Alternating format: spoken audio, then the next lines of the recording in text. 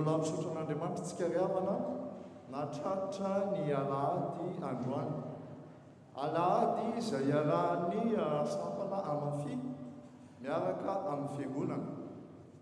Ny lohahevitra izay manjintsika androany moa zany a dia ny hoe fitondrantena ankasitran'Andriamanitra araka ny Tesalonianina voalohany toko fahaefatra andiny voalohany manao hoe farany ry havana. Efa ny anaranareo taminay fitondrantena ankasitran'Andriamanitra ary efa manaraka izany raha teo ianareo kanefa dia izao ny angavianay sy ampirisihanay ianareo amin'ny anaran'i Jesosy Tompo manaova tsaratsara kokoa hatrany. Dia ho aminareo anie ry havana ny fahasoavana sy ny fiadanana avy amin'Andriamanitra raintsika sy Jesosy Kristy Tompo. Hiara-hitsangana ary isika hisaotra sy hidera ny Tompo ary vakitsika ny salamo voalahatra. Salamo 520 andininy voalohany ka hatramin'ny fahaenina, raisitsika indray ny andininy fahavalo ka hatramin'ny fahafolo ary faranana amin'ny andininy faharoambinifolo ka hatramin'ny fahaefatra ambin'ny folo izay hitantsika eo amin'ny fafana hiarahantsika mamaky. Tompo, ianao ny fantoaka. Andriamanitro, ianao ny tokiko ka azavela ho diso fanantenana na ho resy hifalian'ny fahavalo. Izay rehetra miantehitra aminao dia tsy mba ho diso fanantenana fa ireo mivadika aminao no minatra ka engany hitondra tanam-polo mody. Tompo, ampafantaro ny lalànao ao ary ampianaro iaina araka ny sitrakao. Tario amin'ny fahamarinanao mpampianaro satria ianao no Andriamanitra mpamonjy aho sady any aterako isan'andro. Tsarovy Tompo, fa hatr'izay dia be indra fo sy be fitiavana ianao. Tsara fo sy maintsy tokoa ny Tompo ka ny mpanota toroany lalakale. Ny ory tariny amitsiny sady ampianary ny sitrapony. Ny torohevitra rehetra ataon'ny Tompo dia maneho fitiavana tsy miova ho an'izay manaraka ny baiko raketin'ilay fanekam-pihavanany. Raha misy olona manaja ny Tompo dia ho torony ny lalako fidiana koa izy. Hiaina mpiadanany izany olona izany ary ny taranany no andova ny tany. Ireo mpanaja ny Tompo no anehony ny tsy ambaratelony satria ampifantariny azy tokoa izay raketiny fanekam-pihavanany. Ho ataontsika ny firana FFPM alarana 740.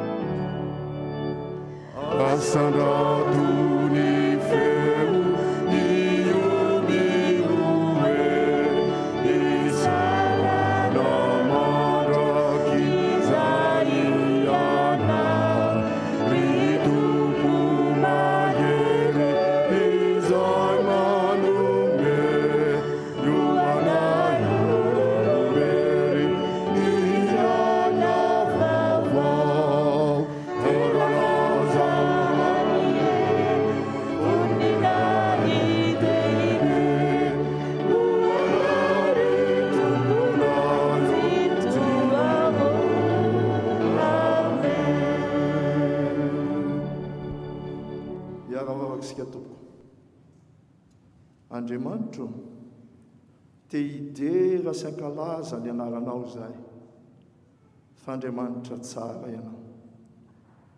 Na manahoana toetranay Andriamanitro, dia tianao mandrakariva ny risadresaka ary indrindra koa manome anay ny sitraponao. Koa ankehitriny dia fantatray tokoa araka ny teninao teo fa Andriamanitra mahatoky ianao. Direnay ianao Andriamanitro, fa Andriamanitra tsy miova, omaly, anio ary mandrakizay.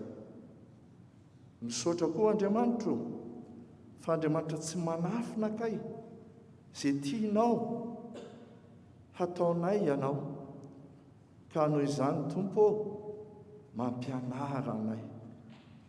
Dia fantatray koa Tompo teo fa Andriamanitra mpamindra fo ianao, dia misaotra anao izay ry Andriamanitro, fa Andriamanitra tsara tokoa ianao.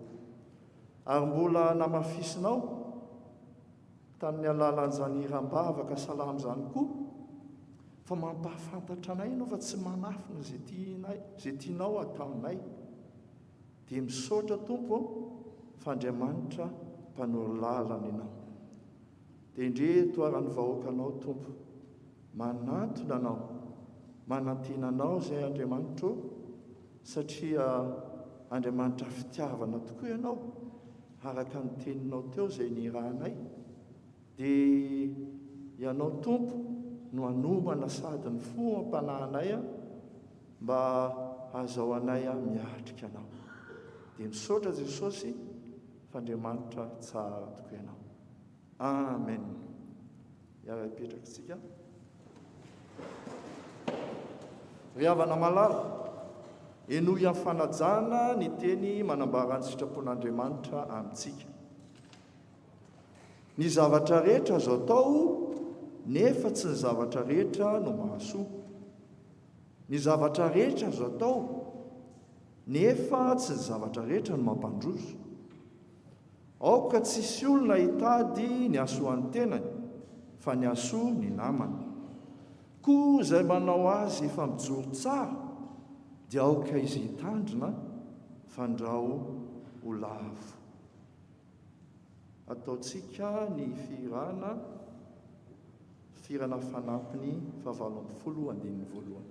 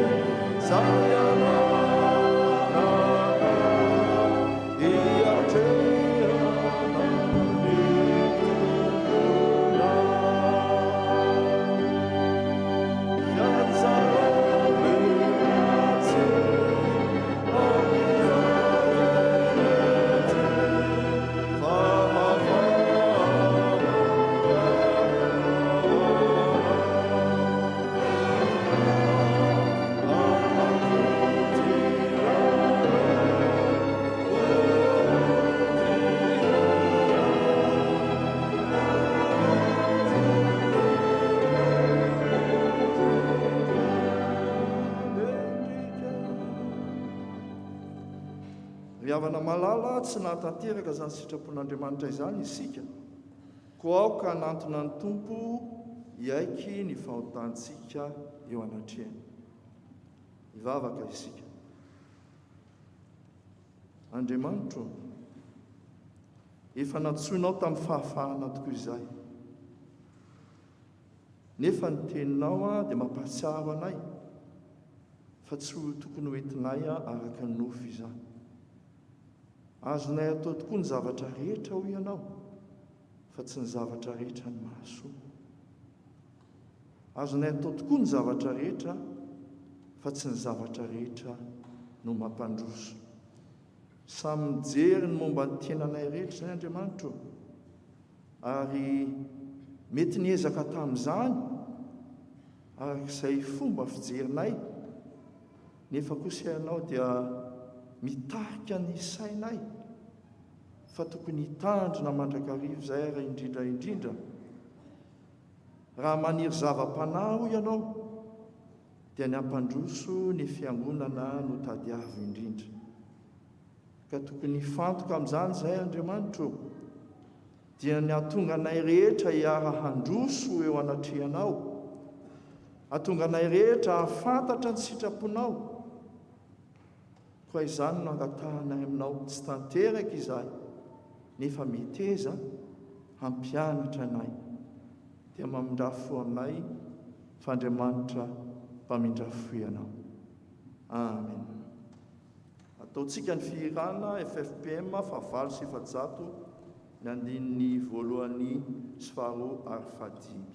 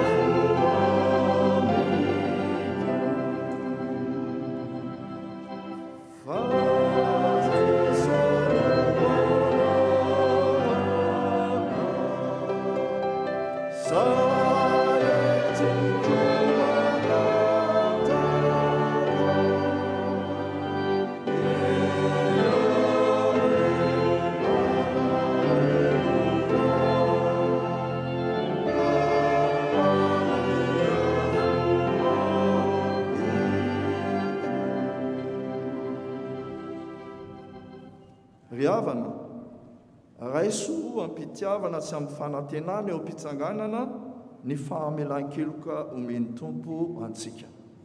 Iaraisangana isika. Hoy ny Tompo, fitiavana mandrakizay no nitiavako anao, koa izany no nampaharetako famindrapo anao. Kristy izay tsy nahalala ota dia efa nataon'Andriamanitra ota hamonjy atsika mba ho tonga fahamarinan'Andriamanitra ao amin'ny kosa isika. Voavela ny elokareo no ny anaran'ny masina. Alleluia. Iraintsika ny firana FFPM 7:3 ny andiny voalohany 3-4.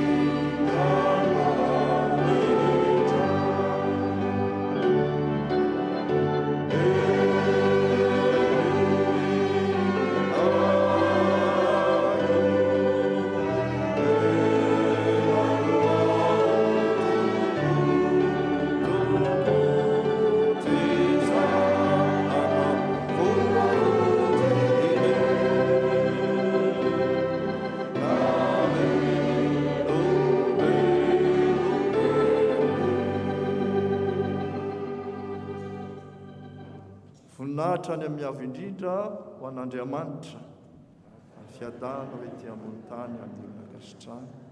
Amen. Petraksika.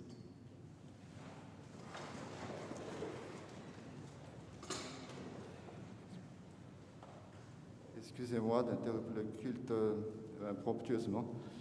Il y a un monsieur là, nos voisins du 17, qui souhaite qu'on enlève certains véhicules qui se sont garés chez eux. Donc il a appelé la fourrière. Je cite les immatriculations. Un Citroën Berlingo CF 683 ST. Je répète, Citroën Berlingo CF 683 ST. Il y a un Renault Scénic DL 057 ST. Scénic DL 057 ST. Il y a encore un autre Scénic EJ 228 TS. EJ 228 TS. Alors, il y a des places plus vers chez nous, là, si vous pouvez déplacer. Si ce n'est pas vous, ben, ils iront au fourrière. Merci.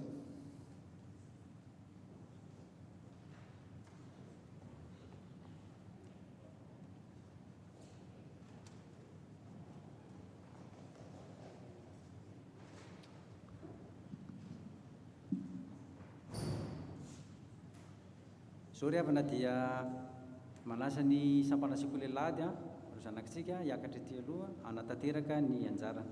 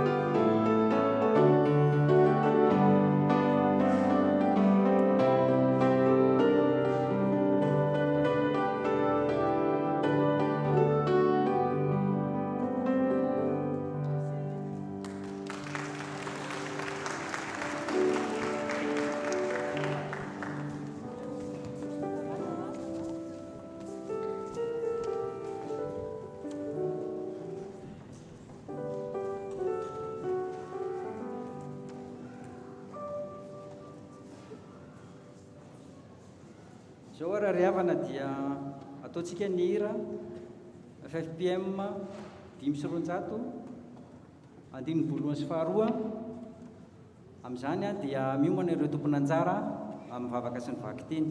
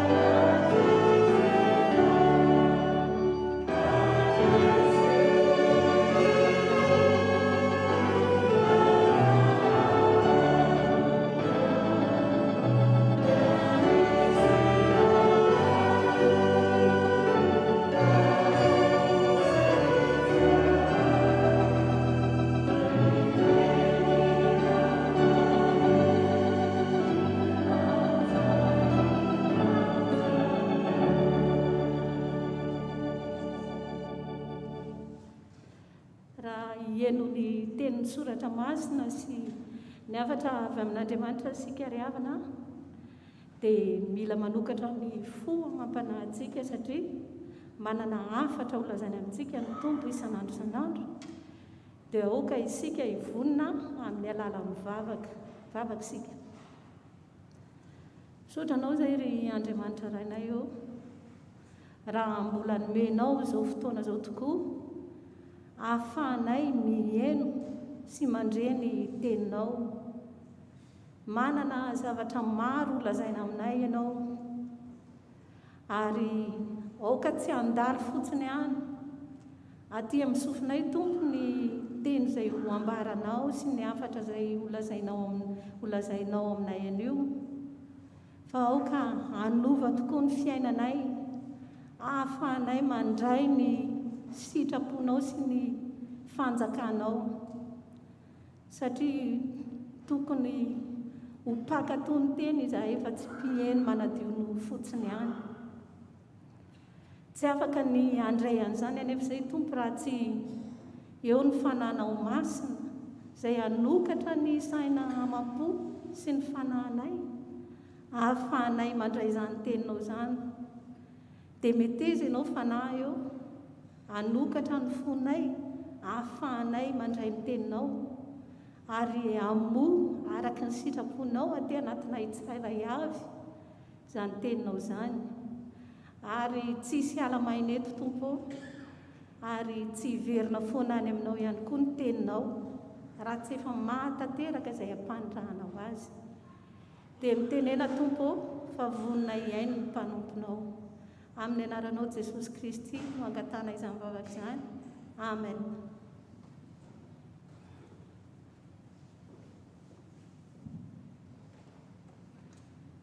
Iaraka iaino sy hamaky ny teny soratra masina tsika tompoko. Izany dia ho hita tsika eo amin'ny Jérémie toko 13:30 andininy 11:20 ka hatramin'ny 19:20. Rehefa hita izany dia afaka itsika amin'ny anaran'ny tompo. Hoy ny teny hevitry ny tompo hoe: indro avy amin'ny andro izay antanterahako ny zavatsoa nampanentenako ny vahoakan'ny Israely sy ny vahoakan'ny Joda. Amin'izany andro sy fotoana izany dia solofim-pandalany hitsiny no napotrako ho an'i Davida. Izy no ampiatra ny rariny sy ny hitsiny eo amin'ny tany.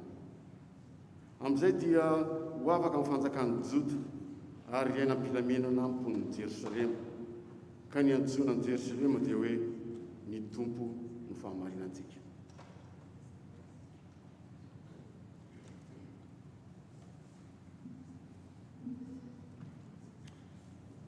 Dia mbola hotritratsika ny famakiana ny teny Soratra Masina. Izany dia ho hitantsika amin'ny Tesaloniana voalohany, Tesaloniana voalohany, toko 7, andininy 12 ka hatramin'ny 14. Tesaloniana voalohany, toko 7, andininy 12 ka hatramin'ny 14. Ary mbola toetsika ihany koa amin'ny Tesaloniana voalohany, toko 4, andininy 2 ka hatramin'ny 2. Tesaloniana voalohany, toko 4, manomboka amin'ny andininy 2 ka hatramin'ny 2. Rehefa itsika dia raha antsika mamaky.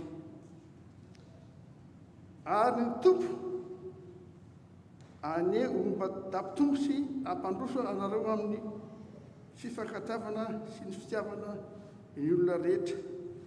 Dia tahaka anay aminareo ihany koa mba ampiona ny fonareo tsy hanantsiny amin'ny fahamasinana eo anatrehan'Andriamanitra raitsika, amin'ny fiaviany Jesosy Kristy tompontsika, mba amin'ny masiny ny rehetra. Ary farany ry zalahy, mangataka anareo ao amin'ny Jesosy tompo izahay, mba ho araky ny nandraisanareo taminay izay mety handehananareo tsy hanaovanareo ny sitrapon'Andriamanitra, dia araky ny andehanareo ihany koa no hitombo bebe koa. Fa fantatrareo ny didy nomenay anareo avy amin'ny Jesosy Kristy tompo. Amen.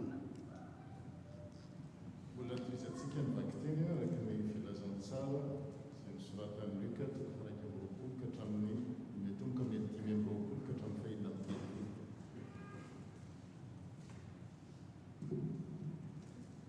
Isy famantarana koa eny amin'ny masoandro sy ny volana ary ny kintana.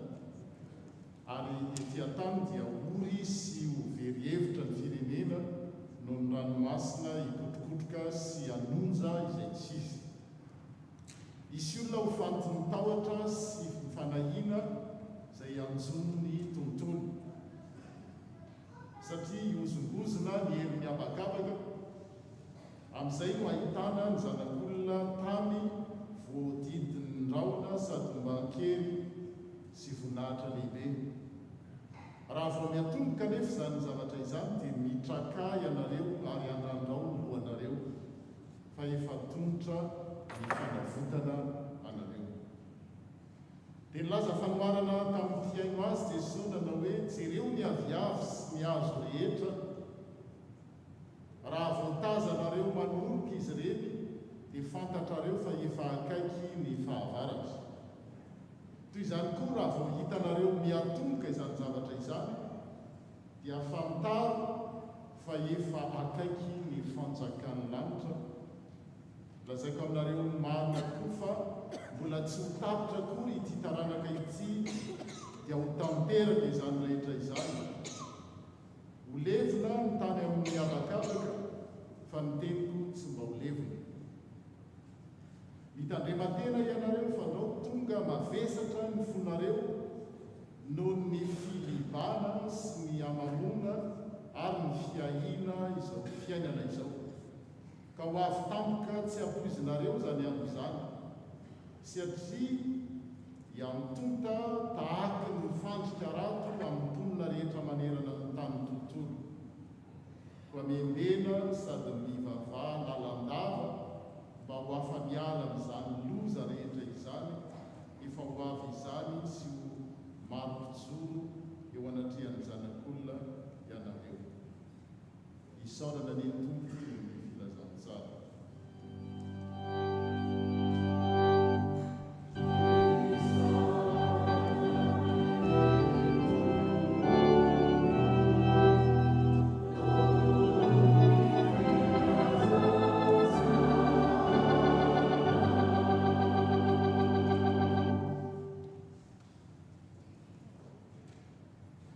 zao tsika riavana dia aritsangana hanao ny hira 3:100 andininy voaloha sy faharoa ary fahatelo mba ho fanomanana vo mampanahitsika amin'ny fandrenesana ny tenin'ny tompo.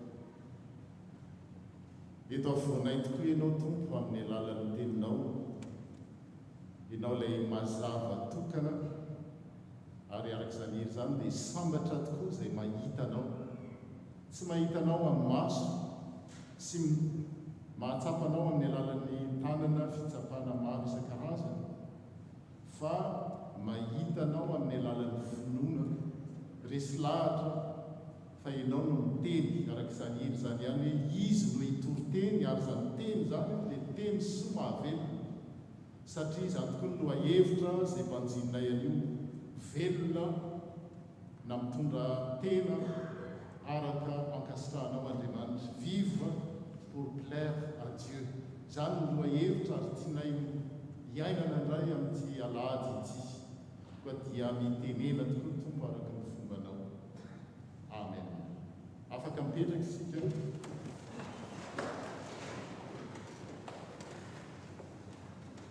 Fitondran-tena ankasitran'Andriamanitra izay no ahevitra na hoe vivre pour plaire à Dieu. Ao amin'ny andron'ny 28 isika zao premier dimanche de l'Avent zay no nandetantsika labozia anankiray anio ary mandritry ny 4 herinandro izany dia tsy inona fa ny kristianina rehetra maneran-tany dia miomana ankalaza ny Noely, izay fotoana lehibe ankalazan'ny kristianina rehetra ny nahatongavan'i Jesosy Kristy olona dia tia an-tany teraka tao an-tranon'omby, maty, nitsangana tamin'ny maty ary nizara ny fiainany ary naka ny fomba n'olombelona rehetrarehetra afa-tsy ny fahotana. L'Avent est la période durant laquelle les chrétiens, tous les chrétiens du monde se préparent à célébrer Noël. Et c'est un événement décisif pour l'humanité tout entière. Pourquoi c'est décisif? Parce que Dieu s'est fait homme parmi les hommes. Il a partagé en tout la condition humaine, sauf le péché. Dès ny advent zany araka zany voalaza zany de c'est un événement décisif satria tonga de tia tany Andriamanitra nefa koa tsy événement décisif ihany ny advent fa c'est aussi un avènement fiaviany satria Kristy le tonga de mbola ho avy. Ny tanora teto amintsika raha nanangana tsy haiko ny ilazana zany atao hoe team events miteny anglisy amin'ny teny anglais moa dia hoe team zany équipe de events événement événementiel mikarakara fisehoan-javatra ary mifanandrify amin'izany mihitsy mitoriny hoe misy événement décisif tonga tetỳ tany dia nahatonga ny Kristy olombelona ary namonjy sy nanafaka dia nanoro hevitra azy ireo hoe aleo tsy atao hoe events ihany fa hitanareo le antsoina hoe graphème ny teny français tsy mampiasa azy tsony fa reo teny nordika suédois sy ny karazany mampiasa azy hitanareo le am famatitra amin'ny e le teny amin'ny ohatra hoe execo misy le ae iny mitambatra na fampiasantsika rehetra le amin'ny CV curriculum vitae zany hoe sady a le izy ny e c'est un événement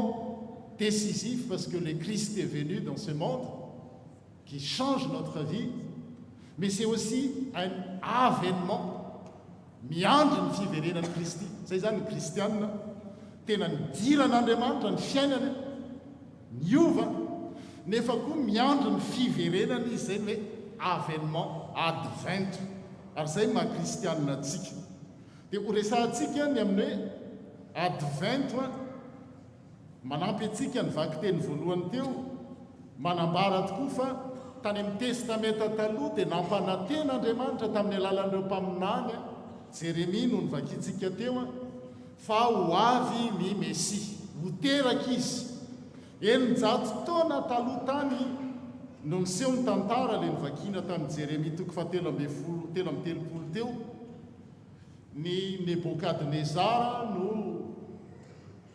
mpanjaka malaza tamin'izany fotoan'izany zay nanambabo ny zanak'Israely tokony teo amin'ny taona eninjato talohan'i Jesosy Kristy 600 ans avant Jésus-Christ. Dia ireo mpanjaka anankiroa tamin'ny avaratra Joda sy Jerosalema dia nobabony avokoa noentiny natany Babylone. Ny tempoly rava, ny vahoaka kivy. La ville était occupée, le temple de Jérusalem détruit, pays dévasté, population décimée. C'est la déception totale. Tsisy tsony ma firenena azy nefa ireo firenenareo natanjaka be zanak'Israely tamin'ny andron'ny Salomon.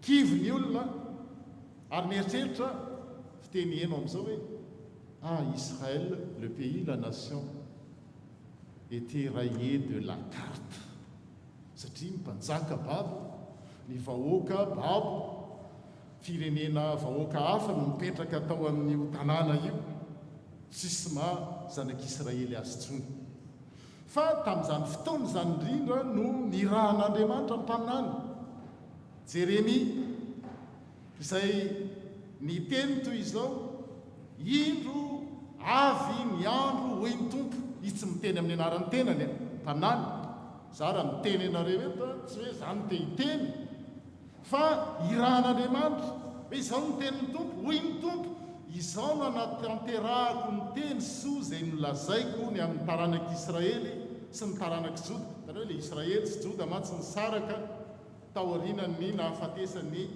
Salomon.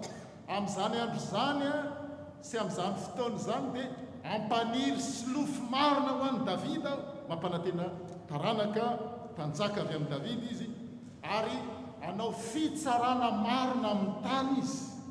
Amin'izany andro zany dia hovonjena ny joda ary andro fehizay Jerosalema. Amin'ny fotoana izay andalovany zanak'Israely babo any Babilona, izy exilé any Babilona, dia maizina amin'ny tany tsy fantatra mihitsy ho aiza. Mety miseho amin'ny fiainantsika zany indray rehefa mandalo zavatsara sika, mety tsy fisina, mety ho aretana, na mety olana, mety zavatra miseho dia hoe on est dans un tunnel, on ne sait pas quand on va s'en sortir. Ohatr'izany reto zanak'Israely reto tena kivy. Fa Andriamanitra na dia ao anatin'izany fahakiviana zany ary reto zanak'Israely reto dia maniraka mpanompo, maniraka ny Jeremia teny non, tsy mahazo kivy nareo. Raha ny fisehoan-javatra ny jerena dia rariny loatra rakivy. Raha ny fiainantsika jerentsika dia mety rariny rakivitsika. Amin'izao zao ny zavatra miseho eo vao eny an-dalana mieno vaovao dia misy indray variant Sudaf, tsy haiko na inona ny anaran'izy teo, Gamma, Beta sy Omega, tsy haiko sona. Dia tsy fantatra tsy ny hoe hoaiza le tantarany zanak'olombelona. Eo amin'ny fiainantsika manokana koa na indray mety mieritreritra hoe ahoana raha misy tsy fisina, na misy aretina, na misy olana, misy tsy fankazahoana, misy zavatra be dia be tsika malala azy. Fa amin'ny fotoana toy izany indrindra no miteny Andriamanitra hoe azakivy, azakivy fa maniraka mpanjaka ary tanteraka teo amin'ny zanak'Israely zany na ny raha ny Mesia dia Jesosy teraka tokoa izy. Saingy izao io Mesia io tsy araka ny eritreretiny reto jiosy reto. Ny eritreretiny hoe Mesia hanafaka azy tamin'izany fotoana izany, tamin'ny naminaniana azy dia Nebukadnezara no nanjanaka. Tamin'ny fotoana izay nahatongavany Mesia, Romanina indray no nanjanaka ny zanak'Israely. Izy ireo nieritreritra mihitsy hoe hanafaka azy eo ambany vahoan'ny Israely, nefa tsy zay ny tanjony fa hanafaka azy eo ambany vahoan'ny fahafatesana, ny fahotana, ary ahatonga an'ireo olona ireo higoka zany atao hoe fahasambarana na fiadanana zany. Ninona miseho eo amin'ny fiainana.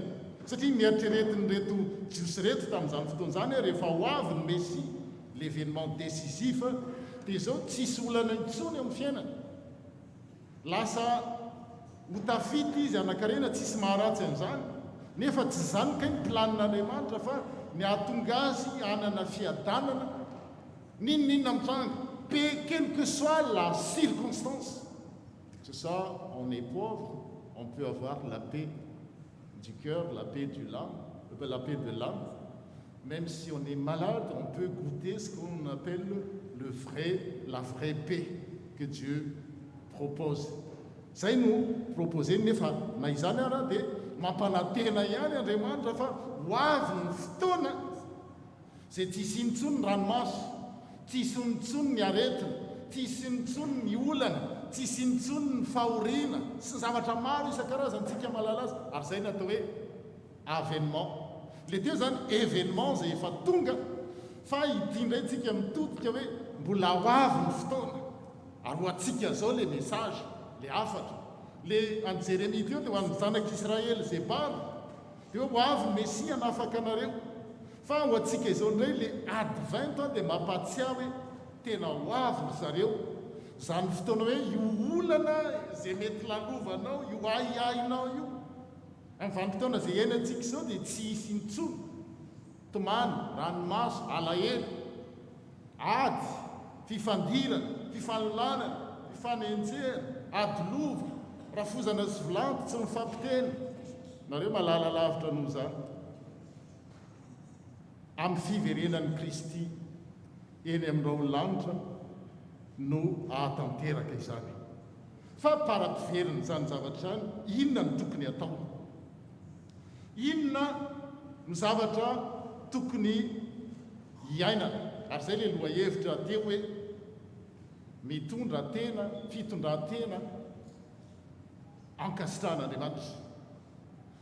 Ny mazavazava kokoa dia amin'ny teny frantsay dia zay no resaka hoe vivre pour plaire à Dieu. Hitanareo le teny frantsay hoe rehefa misy olona mahafinaritra antsika ankasitrahantsika ho an'ny ireo mbola mpitovo tsy nefa misy mpitovo azafady tsy ianao no resaka le mpitovo dia le zatovolahy na zatovovavy mbola tsy manambady ka rehefa miaona amin'ny olon-tiny izy dia hoe ça me plaît cette personne là fa miova ny fiainana, miova ny akanjo fanaony, miova ny fijeriny, miova ny fiainany ray manontolo satria la personne lui plaît. Ohatran'izany ny mpivady, ohatran'izany ny zanaka, ohatran'izany ny asa, ohatran'izany raha mpampiasa ianao dia mahita hoe mpiasa tena celui-là, celle-là, ça me plaît. Fa atokisanao apetraka ao aminy avokoa ny zavatra rehetrarehetra ty tantany ty hoe na mpampiasanao hitanao hoe là c'est un patron, une patronne qui me plaît. Waouh, mazoto ahiasa. Zay le izy hoe vivre pour plaire quelqu'un, vivre pour plaire une personne. Dia tsy mila bakiona akory ianao ho an'ny olona mpifankatia fotoana firy no laniny eo amin'ny fitaratra ho an'le olona tiany. Dia izay koa no entina hisarian'ny saintsika hoe mitovy amin'izay hoe vivre pour plaire à Dieu. Hoe quel investissement ahoana no ataontsika mba hahatonga an'Andriamanitra miteny hoe celle-là, celui-là, il me plaît. Mba hiten'Andriamanitra hoe tena ankasitrahako ny fiainan'ity zanako ty olona ty. Ary zany zavatra dia apetrakintsika eo amin'ny fiainantsika andavanandro dans les 5 domaines de la vie personnelle, la vie du couple, si vous êtes en couple, la vie familiale, la vie au travail, la vie dans la société, la vie dans l'église. Hoe ahoana no ahatonga ho raim-pianakaviana qui plaît à Dieu, ahatonga ho renim-pianakaviana, raim-pianakaviana, ho tokantrano. Parce qu'Andriamanitra cette famille-là, ce foyer-là me plaît énormément. Fa hitanareo arak'izany rehefa ankasitrahan'Andriamanitra ny fiainako, ny tokantranoko, ny fiangonako, ny asako, asa mandrarano, fianarako, ny fireneko, dia zao ohatrantsika rehetra izany tsika ne miaina an'izany efa misy zavatra tena mahihatra mihitsika mihidy mihitsy rehefa misy zavatra zakoly aloha dia tsy omeko an'io ny volako, tsy omeko an'io ny fotoanako, tsy omeko an'io zao satria tsy ankasitrahantsika le olona. Dia ohatran'izay koa Andriamanitra. Dia ny sosikevitra, torohevitra zay omeny Jesosy amin'ny teny vaky-teny tamin'ny filazantsara teo hoe amin'izany fiverenan'i Kristy zany advent zay andrehetantsika labozay. Maninona moa tsika mandrehatra labozay? Satria mieritreritsika hoe miomana ankalaza Noely fa miomana koa ny iona amin'ny tompo ny ray andro any. Ary za mametraka fanontaniana hoe inona tokoa ny antom-pisika eto amin'ity fiainan'ity. Asonareo fa mba mametraka an'izany fanontaniana zany. Et je suis là sur terre pour faire quoi? Inona ny antom-pisiko? Je vis pourquoi? Pour qui?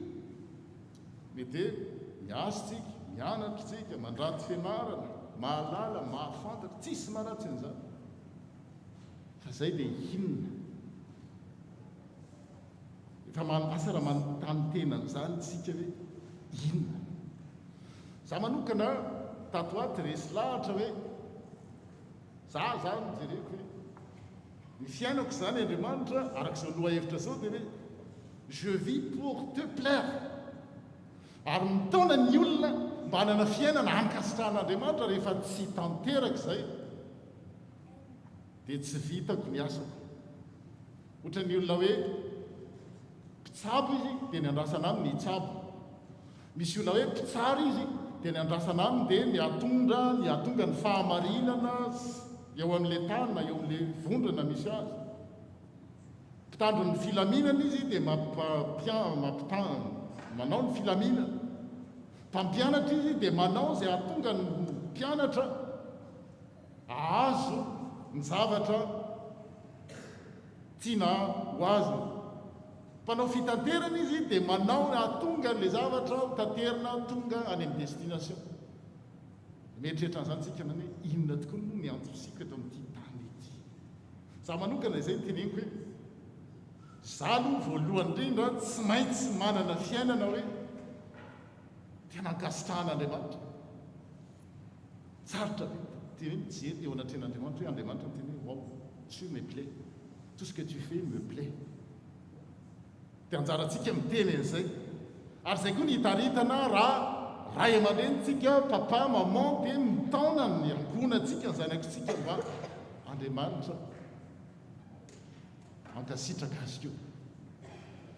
Raha sanatria tsy ao anatin'izany dia mety ho diso lalana ihantsika. Zao ary ny tenin'ny Jesosy hoe tandrema aloha izy fandrao tonga mavesatra ny fonareo noho ny filibana sy ny amamona ary ny fiahina izao fiainana izao. Je vais le lire en français pour que ce soit plus clair. Prenez garde à vous-même de peur que vos cœurs ne soient appesantis par la gourmandise et l'ivronnerie et par les soucis de la vie. Les fotsika io zany eo amin'ny fiandrasana an'izay fiverenan'ny tompo izay dia mety vesarany zavatra. Ary ny manavesatra azy raha raisina amin'ilay tika teny frantsay sy ny teny malagasy teo dia hoe filibana. Indraindray tsika tsy azontsika izany hoe inona no atao hoe filibana zany. Antsoina koa amin'ny teny hoe fahamamona. Dia rehefa mitentsika hoe filibana sy fahamamona dia ny ao anaty saintsika hoe misotro zava-pisotro mifoka an'izao zay na mietikodiny etseroko haitsika tsara le te. Fa ny tiany ho tenenina eto izao manazava ny teny français que vos cœurs ne soient appesantis par la gourmandise et l'ivronnerie, zany hoe tout ce qui est excès. Tsy voatery zava-pisotro ihany, tsy voatery zavatra ampidirina amin'ny vava ihany. Mety jeren'ny sofina, henon'ny sofina, jeren'ny maso, ninninina. Ary rehefa zavatra anankiroa reo dia zao hoe na zany excès du manger et du boire et souci de la vie. Eo ny olantsika manan-kataotsika dia manao excès. Ny olona manana no manao excès. Tsy manana indray izy dia feno fanahina, souci de la vie. Zay ny fiainan'ny olona ety an-tany ety. Manana izy, bravo. Fa ny fananan'izay dia mahatonga azy hanana excès foana. Tout excès est nuisible. Tsy manana fetra, tsy manana fahonoana tena. Ary hoe azo antika daholo hoe na amin'ny zavatra jerena, na amin'ny zavatra henona, na amin'ny zavatra atao dia zao tsy mahafetena. Manana izy. Fa rehefa tsy manana indray izy dia zao miahiahy. Inona reny hoaniko, inona reny sotroiko, inona reny tafiko, ahoana ohatra. Zany le fiainan'ilay olona zany dia mibaskule ohatra ny essuie-glace. Fa manana izy dia ny ao anatin'ny sainy dia zao hoe zay tiako atao e. Ka manana tsy azonizaniza terena. Tiako jerena dia jereko, tiako hoanina dia hoaniko, tiako sotroina dia sotroiko, tiako atao satria manana. Tsy manana indray izy dia zao rehefa mba manana zao dia ataoko an'izao Andriamanitra, ataoko an'izao ny havako, ataoko an'izao ny fiangonana, ataoko an'izao satria tsy manana izy. Ahoana no avy eo anatin'izay ny fiainantsika olombelona ary indrisy na dia tsika kristianina azy. Dia ny mpanoratra ny epistily izay nivakinantsika teo a, dia izao no sosokeviny koa, ary ampitombo sy ampandrosanareo amin'ny fifankatiavana sy ny fitiavana ny olona rehetra reny tompo. Satria ny sorsaka eo dia tsy isika mihitsy. Satria hita teo hoe manana na mahalala tsika dia miambo, manana tsika dia manao izay taniny kibotsika izay tiantsika atao. Dia mifanohatra amin'izay rehefa tsy manana tsika dia miay andray ahoana no hoanina, ahoana ny sotroina. Dia ny vahaolana etsy dia hoe ary zay hoe vivre pour plaire à Dieu, ankasitrahan'Andriamanitra dia izy ihany manome ny tompo ka mba hampiorina ny fonareo tsy hanatsiny amin'ny fahamasinana eo anatrehan'Andriamanitra raintsika amin'ny fiheviany Jesosy Kristy tompo. Farany ary efa nianaranareo taminay ny fitondran-tena ankasitrahan'Andriamanitra, ary efa manaraka izany raha teo ianareo, kanefa dia izao ny angavianay sy ampirisianay anareo amin'ny anaran'i Jesosy tompo, manaova tsaratsara kokoa hatrany. Zay amin'ny teny dikateny iombonana, fa amin'ny teny dikateny mahazatra izy dia hoe mba hitombonareo bebe kokoa, andehananareo araka ny sitrapon'Andriamanitra sy hitombonareo bebe kokoa. Vous avez appris de nous comment vous devez vivre pour plaire à Dieu, et c'est bien de cette façon que vous vivez, mais faites encore des progrès. Nous vous demandons et nous vous conseillons cela au nom du Seigneur. Zay no sosokevitry ny mpanoratra ny epistily ho an'ny Tesalonisianina, ary amin'izao alady ny amafy zao sy amin'izao taom-baovao zao. Zay le hoe nanao labozitsika dia ny taom-baovao amin'ny kristianina dia tsy ny 1er janvier. Ny taom-piampiangonana dia anio ny alady voalohany amin'ny Advent. Zay fotoana indray ahafahantsika indray manomana ny hoavy amin'ny fiangonana dia manomboka anio alady zao ny taom-piangonana taom-baovao.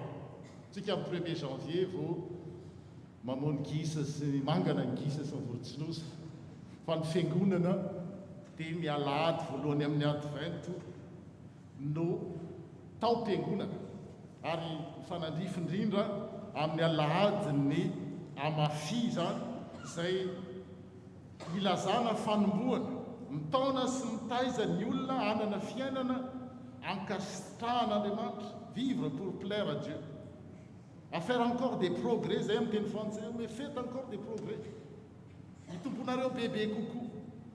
Dia amin'ny vanim-potoana toy izao no andiniantsika zany tsika mianakavy. Raha mbola tanora ianao dia mametraka objectif hoe inona indray moa zany ny ahafahako mitombotombo kokoa amin'ny taona zay omen'ny tompo manaraka. Raha mbola tanora sy ao anatin'ny hery mitanjaka sy ahoana no ahafahako mitombo amin'ny les 5 domaines de la vie: vie personnelle, vie de couple raha ho an'izay mpivady, tokantrano, vie ecclésiale amin'ny fiangonana, au travail na à l'école, ary eo fiarahamonina. Aiza no ahafahako mitombo? Rehefa zokinjokiny indray tsika dia mandinika hoe aiza ho aiza mitaona azy, taiza ho aiza indray natao hoe objectif de correction. Inona ny tokony hatsaraina tamin'izay fotoana maro laniko zay? Qu'est-ce que je peux faire pour cette année, cette nouvelle année, dans mon couple, pour être meilleur personnellement, mentalement, physiquement, spirituellement, relationnellement, émotionnellement. Oui, ahafahako mitombo, ary amin'izay objectif, fixation des objectifs correctifs zay dia zao tsy mifampitaha amin'ny hafa. Tamin'izay tany Madagasikara dia misy dokam-barotra amin'ny dactylographe dactiz maro amintsika na hainao azy hoe tsy namanao no ny faninananao fa ny tsara vitanao omaly. Za tamin'ny kely dia verikely tsara vitana ny faninana amin'ny tsara vitana zany dia efa resy ianao tizy ary tsara vitana hoe tsy ny namanao. Raha namanao maly teny maly fa fakimaty sy zadidiko so ny teny tato amin'ny tao ambany tao amin'ny fety tao hoe raha namanao ny faninananao ka teo voalohany ianao dia tady ty fa isy voalohany isongonanao foana fa ny tenanao ny tsara vitanao maly zay faninanana hoe maly a teto maly a amin'ny ray amin'ny mahareny a zao ny toetako zao ny zavatra vitako mba manahoana kosa indray a ny amin'ny rapitso sy rafakapitso tsy ny namanao a mahatonga ny disadisa sy ny olana ane dia zao hoe le olona tokony ho namana coéquipier no hifaninanana fa ny inamanao tsy ny namanao ny hifaninananao fa ny tsara zany hoe ny tenanao jereo hoe taiza ho aiza ianao amin'izay zavatra zay omaly inona no azo atsaraina inona no azo améliorena axe d'amélioration sy ny fitenitsika am'izay. Comment je peux faire pour être un meilleur parent, meilleur papa, meilleur mari cette année à l'église? Qu'est-ce que je peux faire pour aider mon prochain? Il n'est jamais trop tard. Tsy mety haka zany efa dimapolo taona ohatranahy inona tsy no nataoko amin'izany. Il n'est jamais trop tard pour faire un progrès. Ary zay miafatra an'io hoe vivre pour plaire à Dieu dia mitombo bebe kokoa. Ary zay ny zavatra resahana tao amin'ny komity eto amin'ity fiangonana ity amin'ity taona vaovao ty zay misokatra dia hiakatra cran anankiray indray ny fiangonana hitombo amin'ny fahenena amin'ny fahalalana amin'ny zavatra rehetrarehetra. Est-ce que cette année j'ai été grand? Est-ce que j'ai rendu quelqu'un à plus être heureux?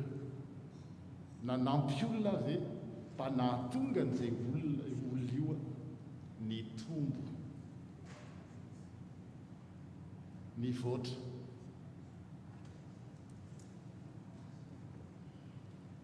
Est-ce que j'ai aidé mes collaborateurs si c'est dans un cadre du travail à grandir? Mitombo.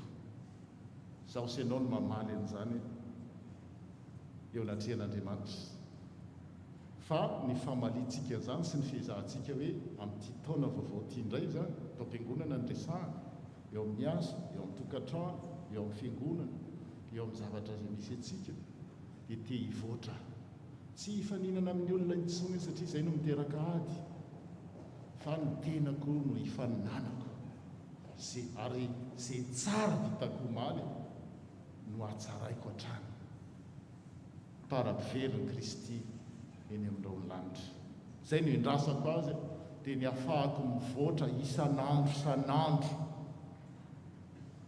amin'izay tranga 10 lazaina teo 5 domaines tendray ne misy domaine anankiray tsika performant tena mety sport ohatra dia ao tena ankoatran'izay indray misy fialamboly dia ino dia any amin'ny fialamboly iny tsisy inona ny fiainana tsisy fialamboly raha fialamboly fotsiny any amin'ny asa dia tototra ao amin'ny asa ao amin'ny fiangonana dia ao amin'ny fiangonanao dia tsy vita koa ny andraikitra re ao amin'ny fiarahamonina dia lasa ny amin'ny fiarahamonina any dia amin'ny association rehetrarehetra dia adino daholo izy fa andreo 10 lafiny zavatra 10 ireo ny tian'Andriamanitra tsika tena hoe performant mitombo ary tsy hifampitafana amin'ny hafa hifampitahana amin'ny hafa fa ny tenantsika ihany dia ho voninahitr'Andriamanitra irery ihany. Amen.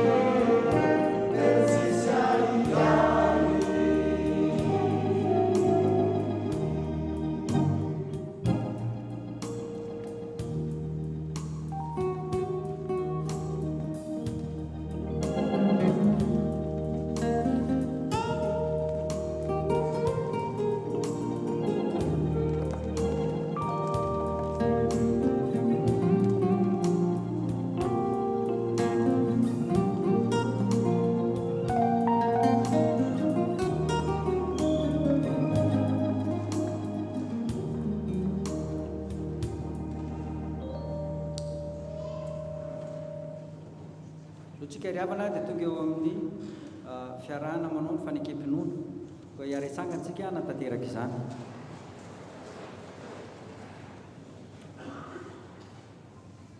Isika mino an'Andriamanitra iray tsy tompo mpanao ny lanitra sy ny tany ary zavatra rehetra na ny hita na tsy ana Jesosy Kristy tompo iray sanana tokan'Andriamanitra nateraka ny ray talohan'izao rehetra izao ny mazava avy amin'ny mazava Andriamanitra tokoa avy amin'Andriamanitra nateraka fa tsy natao ray amin'ny zavatra rehetra izy nahariana izao tontolo izao noho ny amintsika olombelona sady famonjenantsika dia midina avy tany an-danitra izy ary nataony fanahy masina nofo amin'ny Maria Virjiny dia tonga olona izy nomona tamin'ny fitsangana fanavitanantsika amin'ny lato izy zaly izy ka nalefa nitsangana tamin'ny andro fahabe soatra izy miakatra ho any an-danitra izy ary mipetraka an'Andriamanitra iray avy any hoe vinindray amin'Andriamanitra tsara velona sy nomary ary manak'izay fanjakana isika mino fanahy masina toy sady mpanome aina izay efa noray sy ny zanaka ka hiretsaona sy farazana miaraka ray sy ny zanaka izy dia niteny tamin'ny vavana aminahy isika mino fiangonana iray miorina amin'ny fanamahana amin'izao tontolo izao isika nananky ny batisa iray ho fanaovan-keloka sady manolena fitsanganana maro ary fiainana amin'ny Kristy. Amen. Afaka mipetraka isika.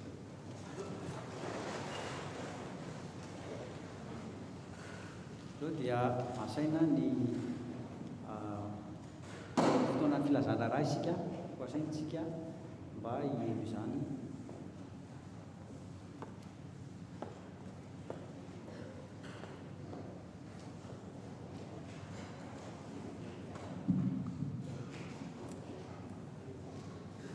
Dia mbola faly miara-bantsika indray amin'izao taona vaovao kristianina izao dia ho amintsika hatrany hoe fahasoavana sy fiadanana avy amin'ny Jesosy Kristy tompontsika.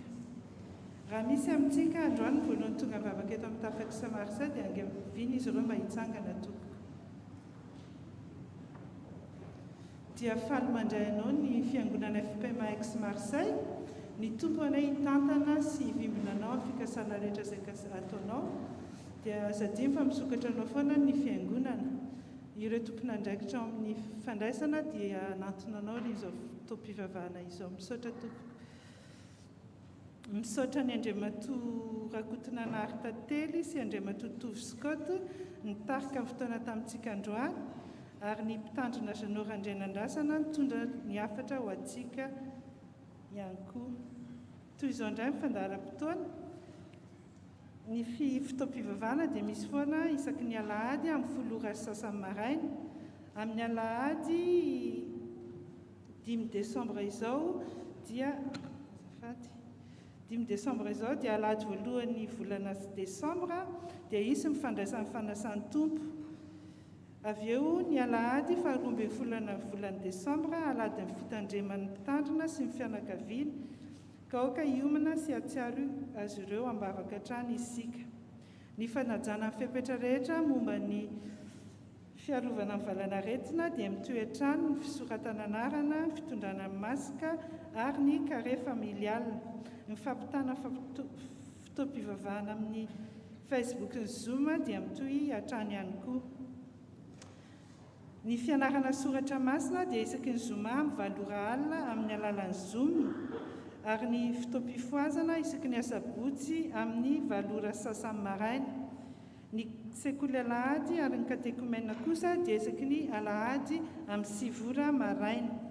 Ny fampianarana isan-kerinandro karakarain'ny section d'église sy ny projet laïque eto amin'ny FPMA dia isaky ny alarobia hariva amin'ny 7 alina. Ny groupe diakona CSD indray no miasa amin'ny 10 volana Desambra ho avy izao. Ny sampana zava-maneno kosa no miandraikitra amin'ny fanadiovana fiangonana ny asabotsy izao. Chers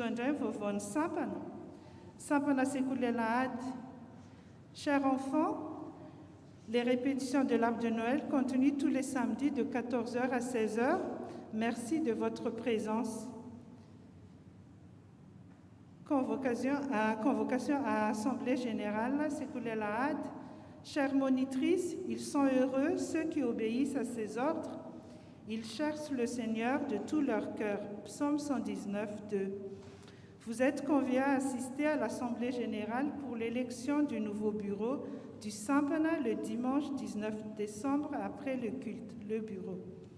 Sampana SLK, Fiantsuna Fivribe, Sifdianana Brou, Vovo. Ilaizana isika lehilahy kristianina fanao ny fivoriam-be faharoa ara-potoana isika ny alahady fa 5 desambra izao. Ny toerana dia eto am-piangonana Vialar ary aorian'ny fanompo-pivavahana no anaovantsika ny fivoriana sy anatanterahana ny fifidianana izay ho bureau vaovao hitondra ny sampana mandritry ny 2 taona. Manasa anao ho tonga anefa ny andraikitrao. Izao ny solon'ny taratasy fiantsoana voninahitra ho an'Andriamanitra irery any ny bureau SLK. Sampana STK. Cher STK, le samedi 18 décembre aura lieu notre Assemblée Générale. Pour élire le nouveau bureau STK, nous faisons appel à tous les STK et nous comptons sur la présence de chacun. Merci. Bureau STK. SVK. Ilazana ny SVK fa ny fanavaozana fitsipika anatiny dia atao ny asabotsy faha 12 desambra izao manomboka amin'ny 3:00 ao amin'ny salle de fête Vielar. Samy mitondra mbavaka ny fotoana ny bureau SVK. Comité élargi. Akino amin'ny Jehovah ny asanao dia ho lavorary izay kasainao ho abolana fa 12 toko fahatelo. Ho fanomanana ny comité élargi izay ho tanterana ny asabotsy fa 12 ny volana desambra amin'ny 4:00 hariva ka hatramin'ny 9:00 eto amin'ny fiangonana Vielar. Noho izany dia iangaviana ny sampana rehetra andefa ampilanina ny 2022 ary ty amin'ny borao alohan'ny 5 desambra alohan'ny 12 alina. Dia efa manolotra amin'ny fisaorana feno antsika ary manankina ny fikasana rehetra eo am-pelatana tompo ny borao. 11 desambra izany fa tsy arak'ilay mail lasa hoe 4 desambra ny tanisa dinka moa dia izay efa nalefa tamintsika tamin'ny mail ihany koa. Filazana manjo.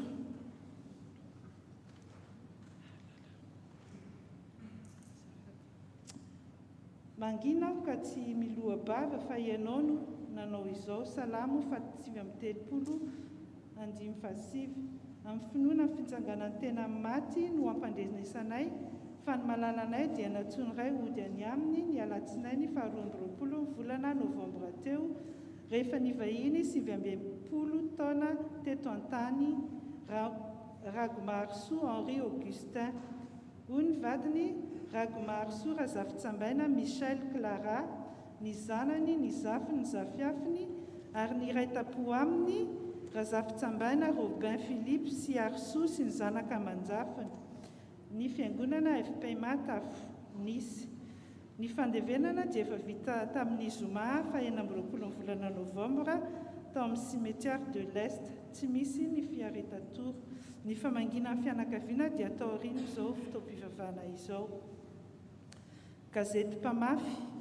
Ho fanomanana ny édition Noël 2021 dia afaka mandefa sady ny artikla isika izay maniry handray anjara amin'izany. Entanina ny sampana ny komity sy ny olona ary isika fiangonana mba handray anjara amin'ny izany artikla izany. Ny daty farafandraisana ny artikla dia ny 12 desambra ary afaka omena ny taty voahirana. Vita somatsara tamin'ny alahady fa 20 volana novambra teo ny fanavaozana ny mpiandraikitra eto amin'ny fiangonantsika ary ihany koa ny fanavaozana amin'ny birao ka dia ho atolotra antsika ireo birao vaovao andraikitra mandritry ny 2 taona ho avy. Izany hoe mandra-panokana azy ireo zany dia mbola ny bureau perinasa no miasa fa avy eo izy ireo no mandray ny andraikitra. Ny mpitandrina moa dia ny mpitandrina randrianandrasana Zanô tsy niova. Ny filoha dia Ramatoa Ravelo Nakajy angaviana izy ireo andro sateloana hita amin'ny fiangonana.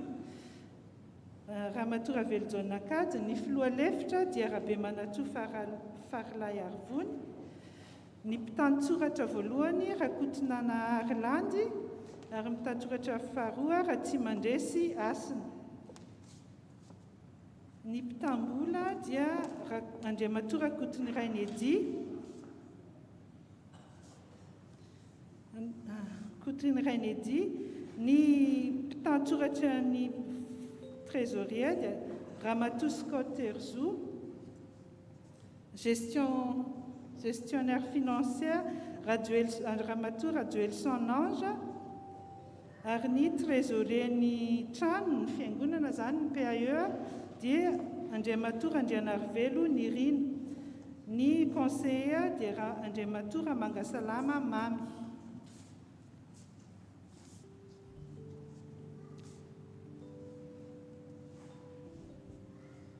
Dia ireo indray zany ny bureau vaovao hiasa amin'ny taona manaraka.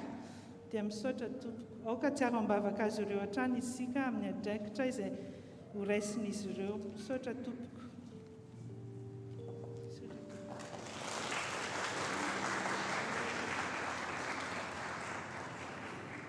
Toy izao indray ny rakitra azontsika tamin'ny alahady fa 20 volana novambra teo. Rakitra 392,090, ny ezaka trano 292,050. Ny banque alimentaire dia misokatra trano ho antsika izay manana fahasahiranana na mila fanampiana na ho an'ireo namatsika na havatsika ary raisina tanandro ihany koa izay maniry hanao izany. Ny asa eto amin'ny fiangonana koa dia mitohy hatrany isaky ny asabotsy amin'ny 7 maraina ka hatramin'ny 4 hariva. Dia izay indray raha vaovao eto amin'ny fiangonantsika dia an'Andriamanitra irery ny voninahitra misaotra tompoko.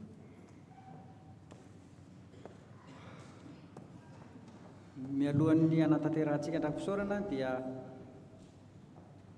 mamela ianareo amerina ny fisaorana tamin'ny nahatanteran'ny LDF ny Amafia omaly hariva teto amin'ny fiangonana.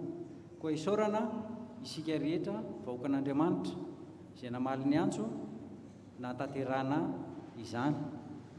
Izay ny LDF moa dia notanterahana tao amin'ny salle de fety tao ambany zany dia notron'ny ray aman-dreny mpitandrina sy ny filorabe ary isika rehetra vahoaka an'Andriamanitra. Koa nikajy imbonahitra tokoa izay ary mahatsiaro fa misy mijoro ny sampana Amafia na ny korala zany noho izany fanatrehanareo famalianareo ny antso izany dia ny voninahitra ho an'Andriamanitra irery ihany.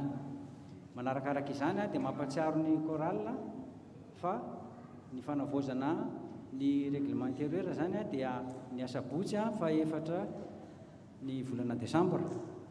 Koa mbola entanina isika korala mba handefa izay fantsiana mety ho iverintsika atao amin'izany règlement intérieur zany. Saotra indrindra tompoko. Zao tsika dia hiroso amin'ny fanatanterahana ny rako fisaorana. Thank you.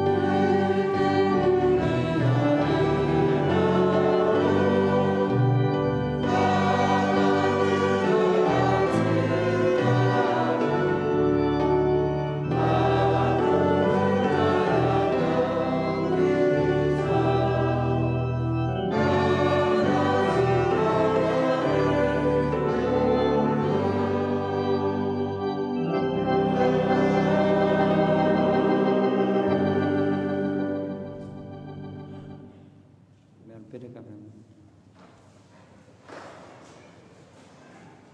zao dia tonga eo amin'ny vavaka trano sy fisaorana sika fangatana ny tompona anjara hiakatra teny.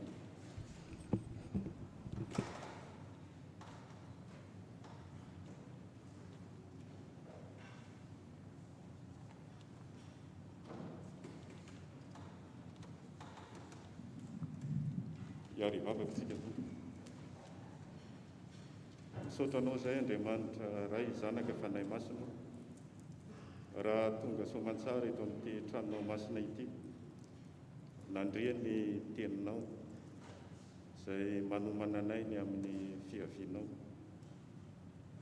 tsy ny fiavian'ny Noely ihany izay ankalazanay ny tsingeritaona nahaterahanao tetỳ an-tany, fa ny fiavianao ihany koa eny amin'ny rahoan'ny lanitra, izay fiaviana amin'kiry sy ny voninahitra lehibe. Ny angatana aminao Andriamanitra dia mba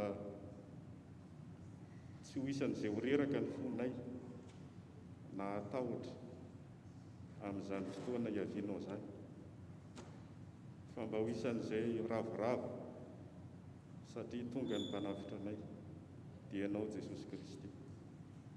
Ary tsy tanteraka izany raha tsy ny fanahinao masina no momba anay, mampijoro anay araka ny teninao fa izay maritra hatramin'ny farany no vonjena. Dia aoritsay aminay ny fanahinao ry Tompo, mba hampiorina anay amin'ny teninao, hitarika anay amin'ny fivavahana aminao isan'andro, na mandry izahay na mifoha, dia ny fanahinao ny taridalana anay. Isaorana ianao ny amin'ity trano fivavahana izay nomenao anay ity,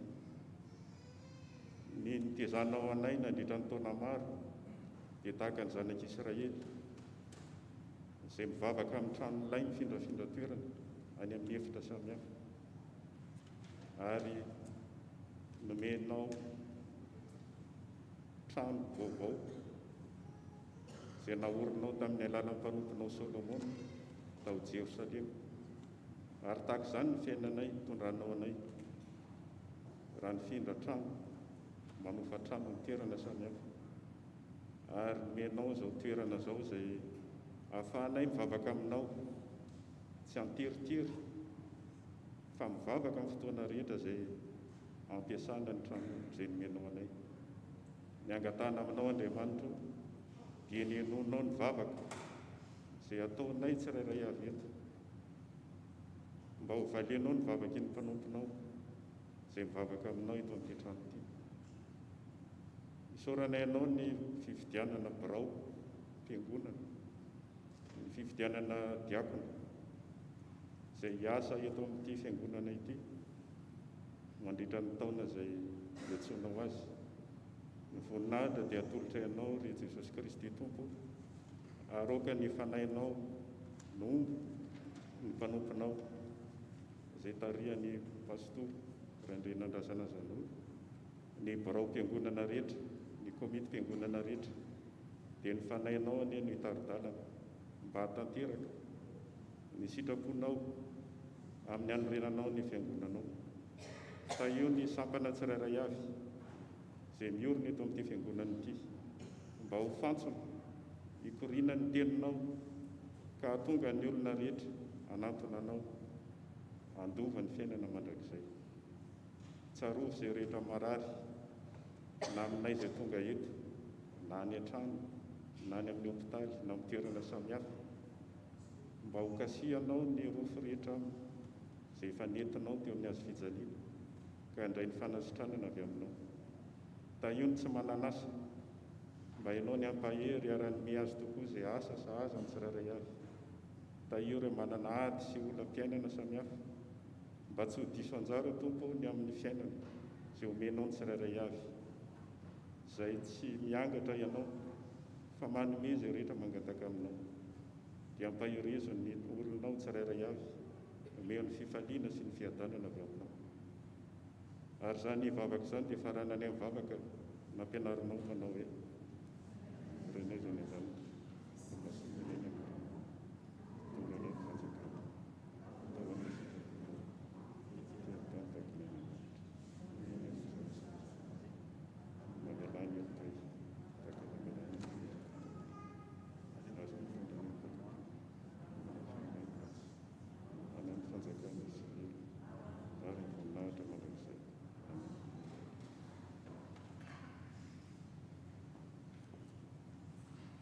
dia tonga sahady amin'ny fotoana amaranana an'izao fotoam-bavaka izao tsika ry havana koa hiaritsangantsika nao ny hira amin'ny firana fanampiny fa 7:30 ny dininy voalohany dia ao aorianany tsodrano izay apetraka indray aman-dreny mpitandrina no anaovantsika ny andininy 13.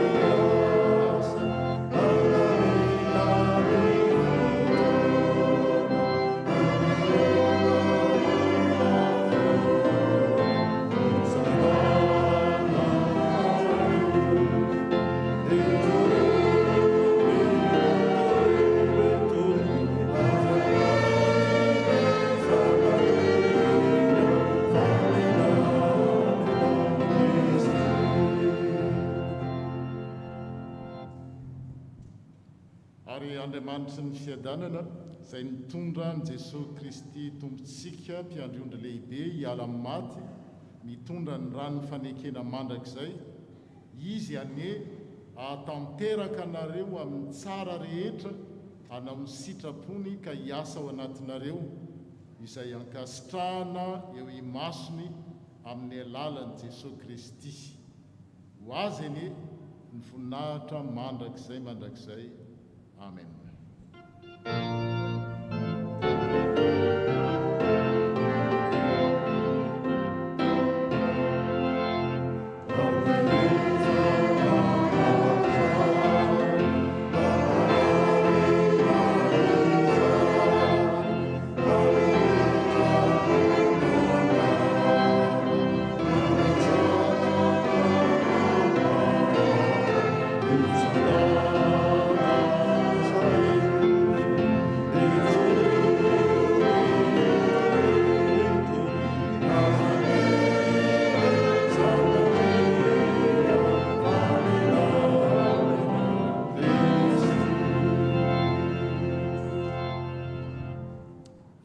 Neo an'Andriamanitra ray sy zanaka ary fanahy masina izay hatramin'ny taloha indrindra ka ho mandrakizay. Amen. Mandehana ka manompony Tompo. Petraka isika iroso avy hatrany amin'ny famangina manjo fiangatahana ny fianakaviana Razafitsambaina sy ireo zanakamanjafiny mba iroso ety amin'ny lona. Fiangatahana koa ny komity ny tafo mba ho avy anatanteraka izany famangina manjo izany.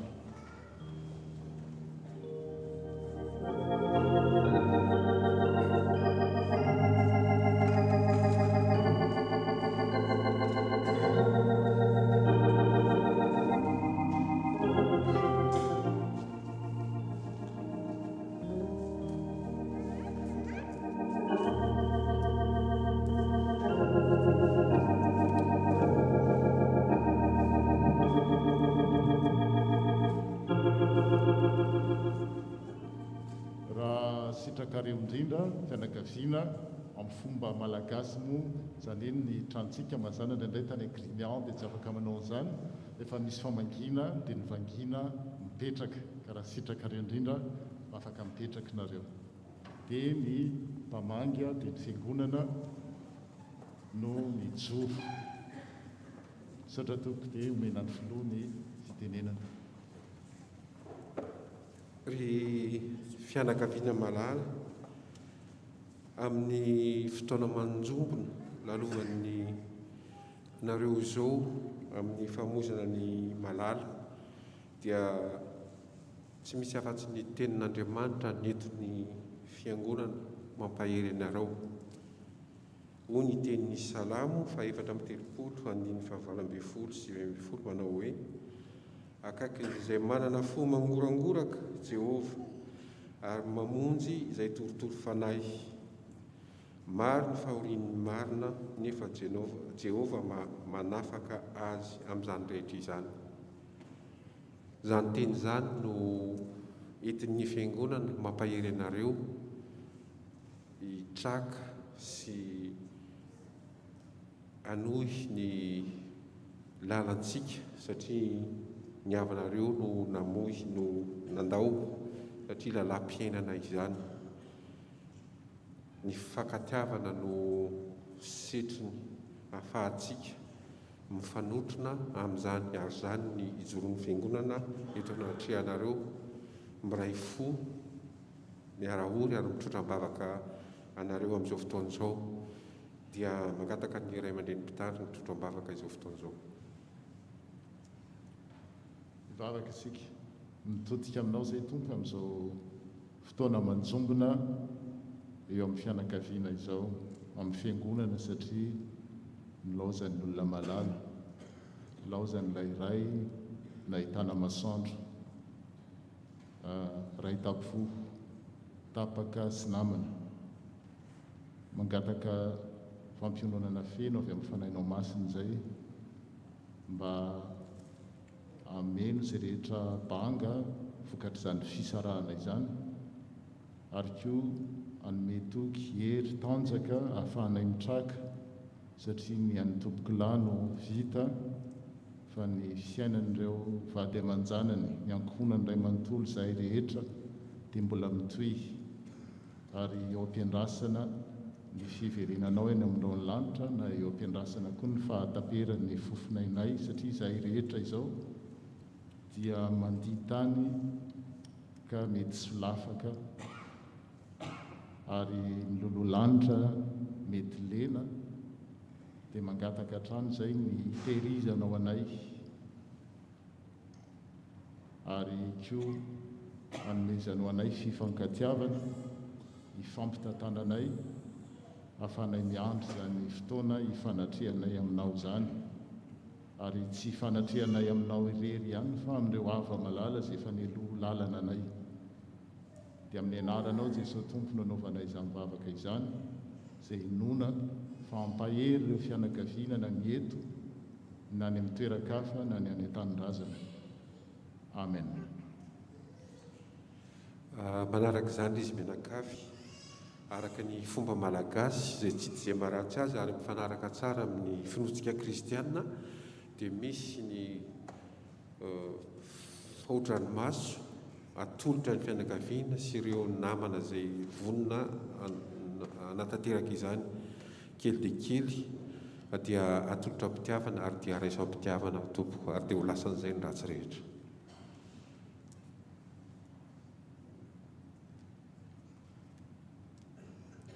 Ary araka ny amy anara-pahasalamana moa dia zara ny fandraitanana sy fanoroka aminareo kanefa tsy afaka manao izany tsika fa ho marika ho fanatanterahana izany dia ary hitsangantsika dia manangana ny tanana ankavanana.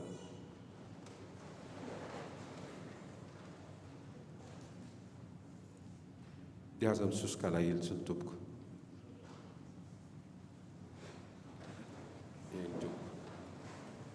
Dia mirava ny fiangonana dia mirary soantsika mianakavy mirary herinandro sabatra.